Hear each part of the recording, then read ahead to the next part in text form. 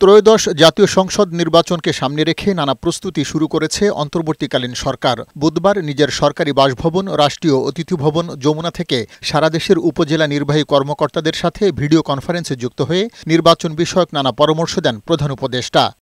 উপজেলা নির্বাহী কর্মকর্তাদের জন্য আগামী নির্বাচনকে সঠিকভাবে দায়িত্ব পালন করার একটি বড় সুযোগ হিসেবে আখ্যা দেন প্রধান উপদেষ্টা। তিনি বলেন, উৎসবমুখর ও শান্তিপূর্ণভাবে যাতে আগামী নির্বাচন অনুষ্ঠিত হয় সেজন্য মাঠ পর্যায়ের কর্মকর্তাদের দায়িত্বশীল ভূমিকা পালন করতে হবে। শান্তিপূর্ণ নির্বাচন করতে না পারলে দেশ বড় সুযোগ হারাবে বলেও মন্তব্য করেন প্রধান উপদেষ্টা। এই নির্বাচন একটা ঐতিহাসিক নির্বাচন হবে, জাতির ইতিহাসে স্মরণীয় হয়ে থাকবে যে নির্বাচন, এমন নির্বাচনের কথা বলছি। কেন এটা ঐতিহাসিক হতে গেল?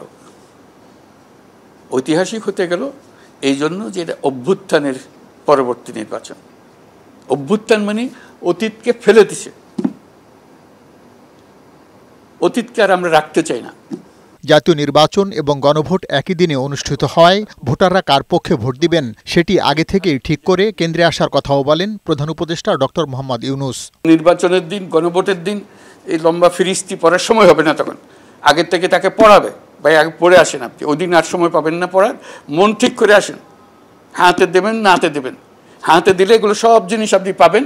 আপনি বলছেন আমি চাই এবং সেটা করতে বাধ্য। নাতে বললে আপনি চান না, তাহলে আপনি একজন নাগরিক, আপনি চান না, কেউ জোর করে আপনাকে দেবে না। মন ঠিক করে আসেন, হাতে দেবেন না নাতে দেবেন। সবার কাছে একটি গ্রহণযোগ্য ও নিরপেক্ষ নির্বাচন উপহার দিতে সরকারের পক্ষ থেকে সব ধরনের সহায়তা করা হবে বলেও উপজেলা নির্বাহী কর্মকর্তাদের জানান প্রধান উপদেষ্টা ডক্টর মোহাম্মদ ইউনূস। পার্থ রহমান, বৈশাখী সংবাদ, ঢাকা।